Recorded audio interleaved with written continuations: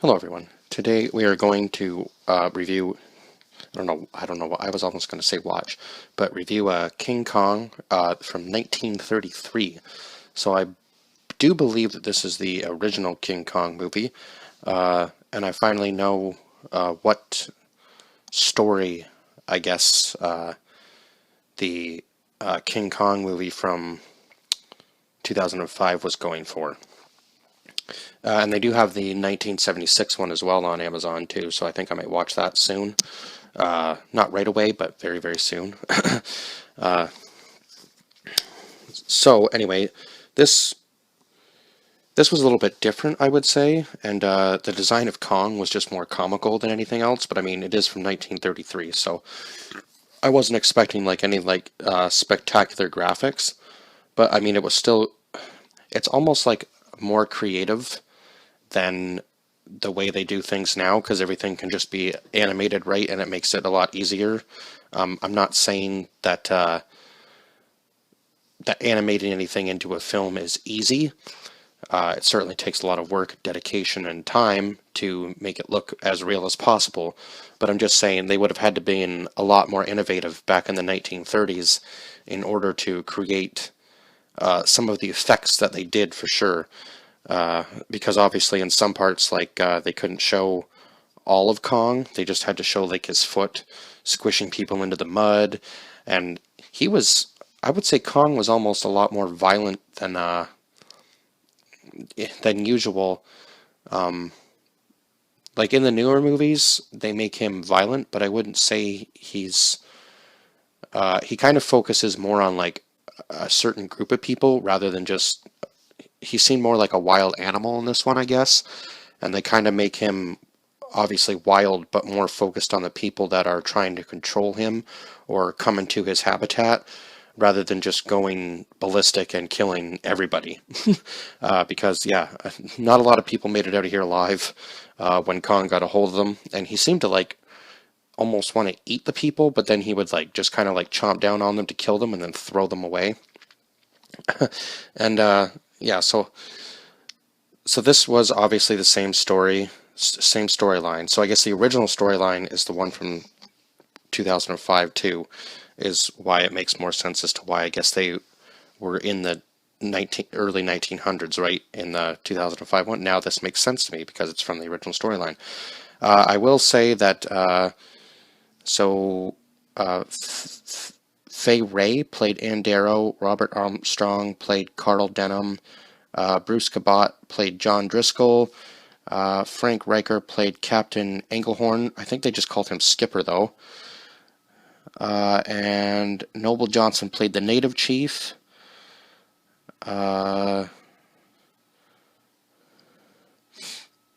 James Flavin played Second Mate Briggs, and they actually have King Kong, the Eighth Wonder of the World, down as a cast member, so that's funny.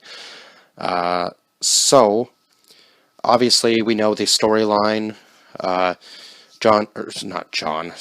Carl Denham is friends with the captain and John Driscoll in this movie. So they went with a different twist in the 2005 one, where he was just looking to create a film and nobody really knew where they were going. I guess they didn't really know where they were going in this one, but they seemed less concerned about it in this movie. And actually, I believe the captain actually knew the native language when they got to the island, so he was able to speak with them. But I guess they ruined their ritual by coming onto the island to film. And I guess Carl actually did believe that Kong existed, so obviously he wanted to go shoot something that was going to wow the world, right?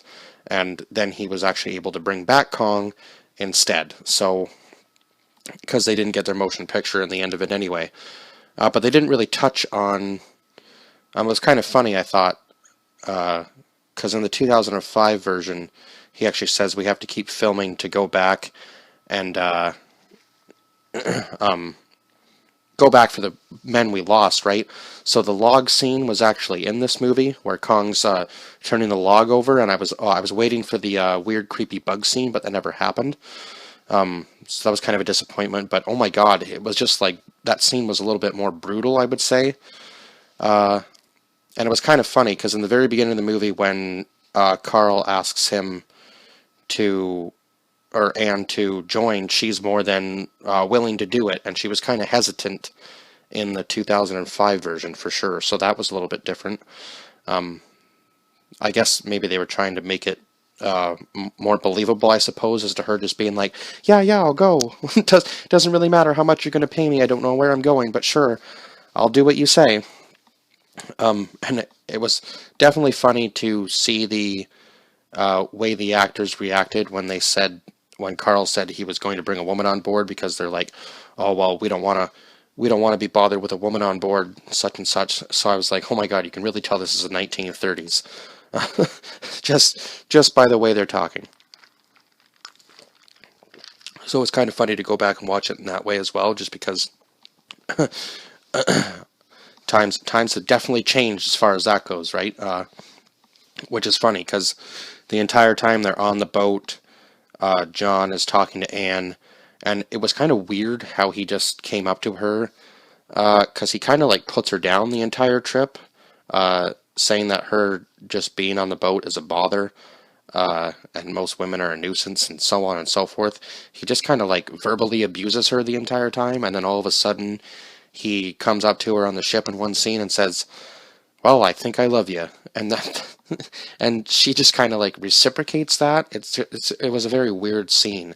There was no real, like, you could kind of feel the connection, I guess, but I don't really think there was any like real indication that they were in love.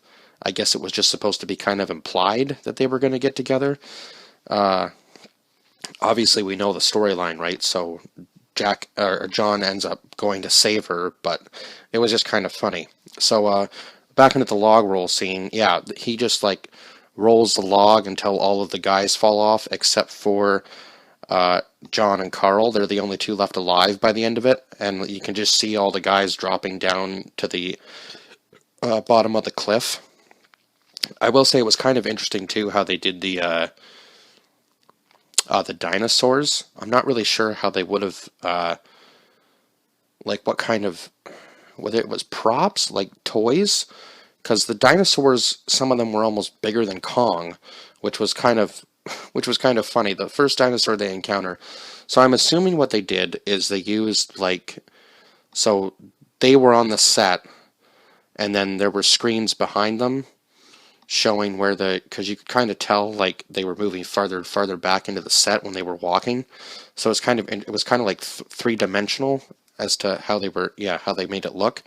But you could tell that the dinosaur, however they created that, I'm not really sure. I'm just guessing that it was probably on a screen and they just kind of recorded it and then put the screen up in front of them and then just played that clip of the dinosaur, and then they had to react to it, which is kind of cool because then you'd actually be able to see it, right? So you would have a more real reaction to it, I suppose, as just pretending that something's in front of you and having to react. But that also takes very good acting skills to just imagine something being there in front of you, right? Without actually being able to see anything. Even if you are out in like a jungle setting in real life, you just have to like imagine a giant ape in front of you. Like that takes skill too. But I think this was really cool the way they did this. Yeah, and the first dinosaur they encountered, not sure what it was called, but they ended up killing it, but it took a lot of shots. And then Anne was all excited about the island until obviously she got captured. And this scene was a little bit funnier because it seems like the cast members besides Anne just kind of like left that part of the ship, and then all of a sudden the native tribe comes back up because they wanted her as like a sacrifice, because when they were originally on the island, like I said, they ruined their ritual. So they come back and grab Anne to sacrifice her for Kong.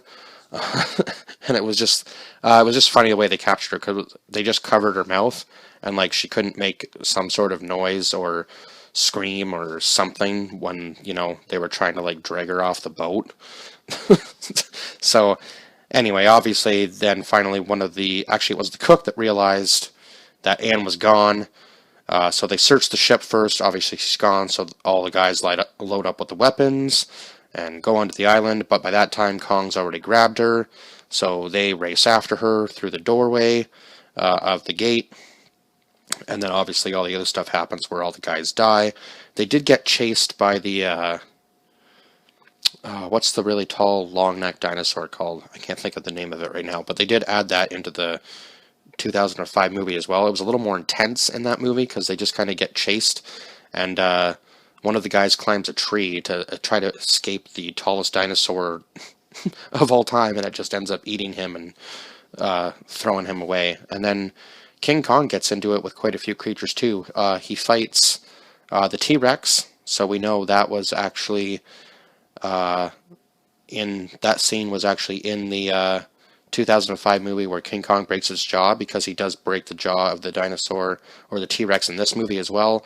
And then as he takes Anne farther into the island, he actually fights a snake, and by this time John is coming after her, and then he fights one of the pterodactyls that tries to take Anne away, and then while he's distracted by that, John and Anne climb down the vine, just like they did in the original movie, or just like they did in the 2005 version, sorry, because this is the original. So yeah, I guess they did a really good job. I'm kind of comparing the two films, but just so I can talk about it, I guess, enough. So yeah, they did a good job of actually redoing the story in the 2005 version, I would say. Obviously, there was a lot of stuff added to make it a little bit more exciting, because I think they wanted, and they have an extended version of it, which I'm going to watch. So these movies will probably be added to Monster Month as well. Sorry, I'm really thirsty right now because I'm doing so much talking. So yeah, and then Kong starts pulling the vine back up, and this was probably the funniest scene, because I don't know, they were climbing down for quite a while, and Kong's pulling up this vine, and you can see how long he had to pull for. It was probably like a good minute, and then all of a sudden they just let go and they fall. And I'm not kidding when I say you could see the camera, like the bird's eye view of it, with them falling, and it looks like Anne hits a rock when she lands. I was like, oh my god, she just got killed, and then somehow they just kind of like pop back out of the water. Oh, that was probably the most comical scene. It kind of reminded me of George of the Jungle, where they don't die, they just get really bad boo-boos in the movie. So that's what it reminded me of, because I was like, oh, there's no way she just made it. She hit that rock for sure. So yeah, it was just goofy, that scene. So then obviously we know that Kong follows Anne. He breaks through the gate. He takes out. Now I don't know why the native tribe wouldn't have poisoned their like spears or whatever to bring Kong down. That would have made more sense. But they were just throwing spears at him, and he was just like ripping them out, right? So then Carl throws one of the gas bombs and actually just takes Kong out with one gas bomb. And these bombs like went off, like it was a huge explosion. And I was like, oh my god, hit him with another one. He's not going to go down. He ends up fainting. I don't know how they got him onto the boat, or how it didn't show that, or how they got him to back to New York where they live. But anyhow, they did the same kind of thing, but instead of having an actress play Anne, they actually bring out Anne and John onto the stage. And then when the photographers are taking pictures, Carl tries to warn them. He goes, whoa, whoa, you're angering him with the flashes. They think you're trying to attack Anne. But by that time, it's too late, and he breaks free. He breaks out of the theater. Obviously, he's trying to go find Anne through the city. I don't know why he decided that he wanted to take on the train and destroy the train tracks. That didn't really make much sense to me. But anyway, he just rips a train apart. I guess that was kind of maybe to show his strength. I'm not really sure. And then he climbs the apartment building where Anne lives. How he would have known what apartment building she lived in, I'm not sure. But anyway, he breaks the window of this one woman's apartment and picks her up. She's screaming. And then when he sees it's not her, he just drops her. Like, Just, nope, you're the wrong woman. Instead of just, he could have just set her back into the apartment building. Nope, just see you later. You're not Anne. So then you can see Jack and Anne go into their apartment, and then all of a sudden you see Kong's face pop up in the window. Obviously now he knows he's got the right spot, so he breaks in, grabs Anne, takes her all across the city, climbs the Empire State Building just like in the original movie, and then they're trying to come up with some sort of plan as to how to get Anne back, and John finally goes, you know what we haven't thought of? Planes. So they call in, I'm assuming what was the military, to obviously shoot him down, and Anne wants nothing to do with King Kong in this movie, like nothing at all. She is absolutely terrified. She keeps talking about like being afraid for her life the entire time. Everything about what they're doing now in New York reminds her of the island and her horrible time there, which is funny and very, very different from the 2005 version where she actually started to care for Kong. So it's, yeah, you can see the difference in the films for sure. So then yeah, he kind of just sets her down while he's fighting the planes, and then she just kind of sits there and waits for him to die, basically, and then he falls off the Empire State Building, lands on the ground, and Carl tries to get through the crowd, and then obviously he says the famous line, just like, so this is where the famous line actually originated from, I guess, was from this first film. Where he says, it wasn't the planes that killed him, it was beauty killed the beast. So that's the story he's been trying to sell the entire time, is that Kong couldn't stay away from beauty. So it's kind of like a Beauty and the Beast story that he was trying to sell rather than a violent story, I guess. So I guess he was trying to sell somewhat of a good story to make him obviously rich and the guys that he brought back rich. And he seemed like an actual decent guy in this film compared to the one in 2005 where he was just kind of doing it all for himself. Yeah, it seemed like he would be the kind of guy who would pay the families back that lost their loved ones that he took over and unfortunately died trying to save Anne and get Kong, right? So,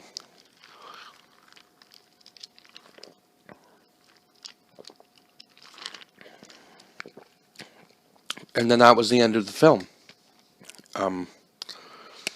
So yeah, I think overall I would have to give this one probably, I'm gonna say like a 7.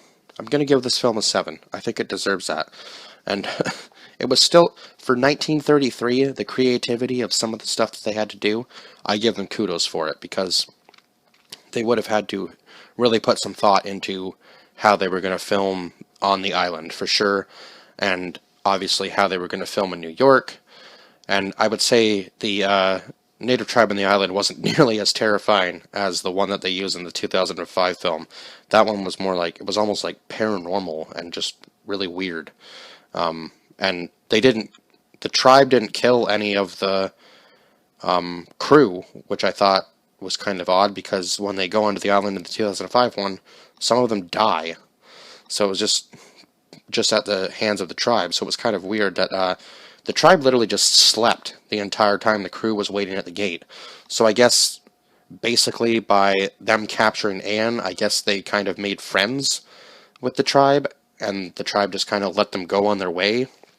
Kind of an odd, kind of a very odd thing to do for them, because they didn't seem like they were very happy with them on the island in the first place.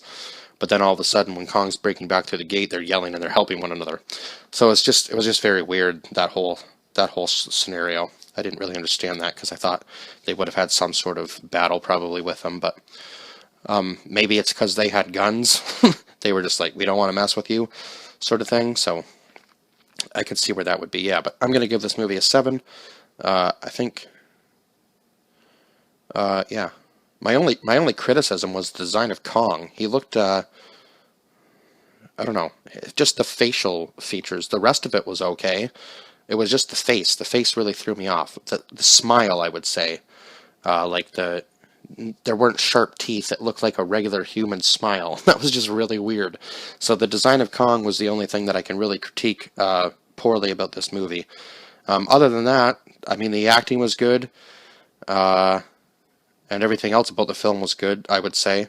I would have liked to have seen a little bit more as far as like, I guess kind of like the horror side of it, like with the bugs and stuff, like in the 2005 one. But hey, we can't get everything we wish for. They did throw in the water scene, but I think in the 2005 one, it was like, I'm not sure what was in the water or whether that was the Triceratops scene. I can't quite remember. But anyhow, I know I'm kind of doing like a comparison and review of these films, but I think it's kind of important to do that with these ones. So, yeah, that's it. So as always, like, share, subscribe, and comment down below your thoughts on this film if you have seen it. If not, I would say go watch it. It's still a good watch. Some older movies may surprise you, so I would say definitely go give this one a watch if you haven't seen it. And I will see you guys in the next one. Bye-bye for now.